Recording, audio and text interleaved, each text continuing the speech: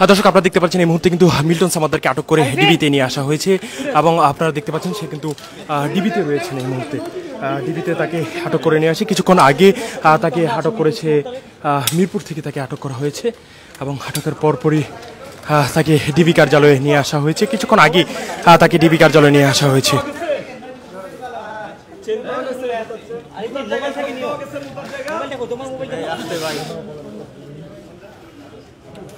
দর্শক আপনারা দেখতে পাচ্ছেন যে আপনারা জানেন যে কালবেলায় একটি সংবাদ প্রকাশ হয়েছিল মিল্টনের প্রতারণা এবং মিল্টন কতটা ভয়ঙ্কর সেই বিষয়ে একটি সংবাদ প্রকাশ করা হয়েছিল এবং আজকে কিন্তু তাকে কিছুক্ষণ আগে মিল্টন সামাদ্দারকে গ্রেফতার করেছে আইন শৃঙ্খলা রক্ষাকারী বাহিনী অর্থাৎ ডিবি গোয়েন্দারা ডিবিতে এখন রয়েছেন এবং ডিবি তাকে কিন্তু গ্রেফতার করেছে।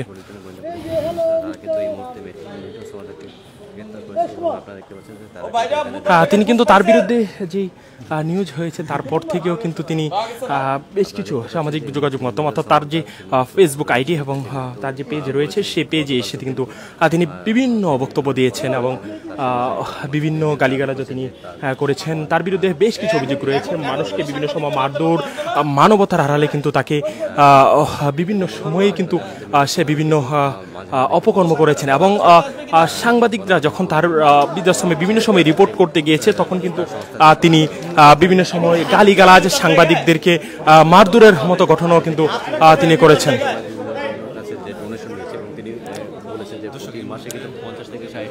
কিছুক্ষণ আগে তাকে মিরপুর একটি বাসা থেকে তাকে আটক করেছে এবং তারপর কিন্তু তাকে এখানে নিয়ে আসা হয়েছে এই মুহূর্তে।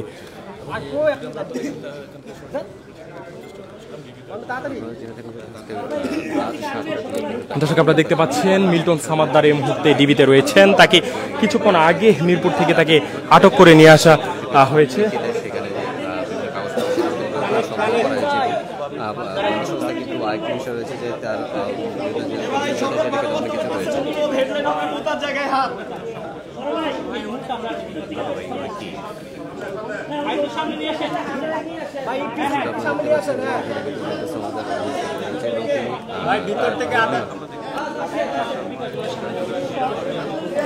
এই সেই দর্শক, এই সেই মিল্টন সামাদ্দার যিনি মানবিকতা আড়ালে একজন ভয়ঙ্কর মানুষ, সেটি নিয়ে দৈনিক কালবেলাতে রিপোর্টও প্রকাশ হয়েছিল আপনারা জানেন।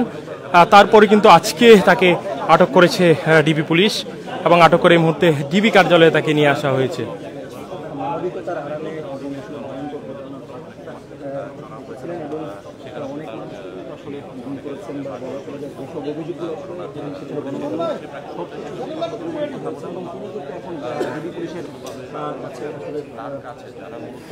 এই মুহূর্তে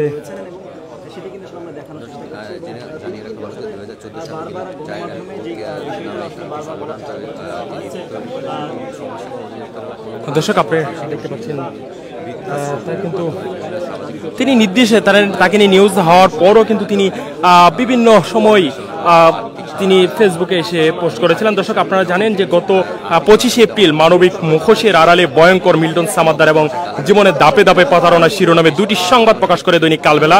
এরপর সামাজিক যোগাযোগ মাধ্যমে তাকে নিয়ে শুরু হয় আলোচনার সমালোচনার ঝড়।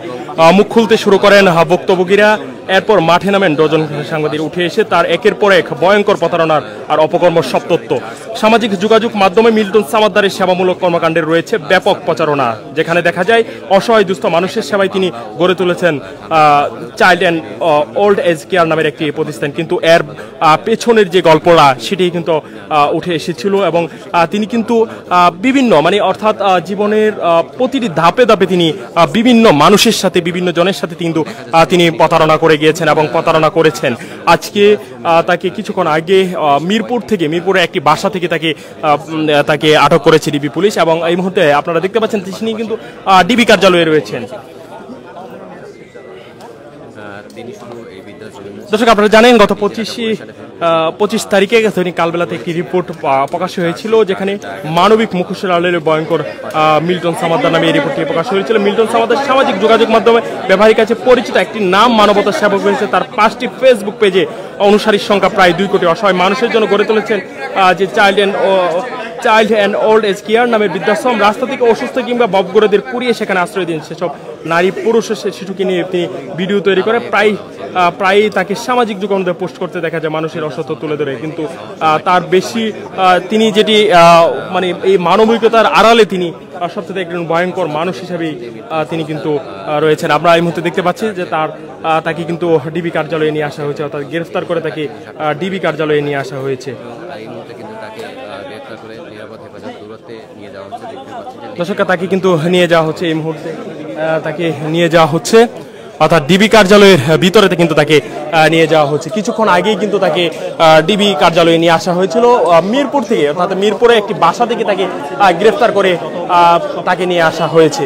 এবং কিছুক্ষণের মধ্যেই যে ডিবি প্রধান হারুনুর রশিদ তিনি আনুষ্ঠানিকভাবে এই যে মিল্টন সামাদ্দারের গ্রেফতারের বিষয়টা তিনি জানিয়ে দেবেন। দর্শক এই মুহূর্তে নিয়ে যাওয়া হচ্ছে।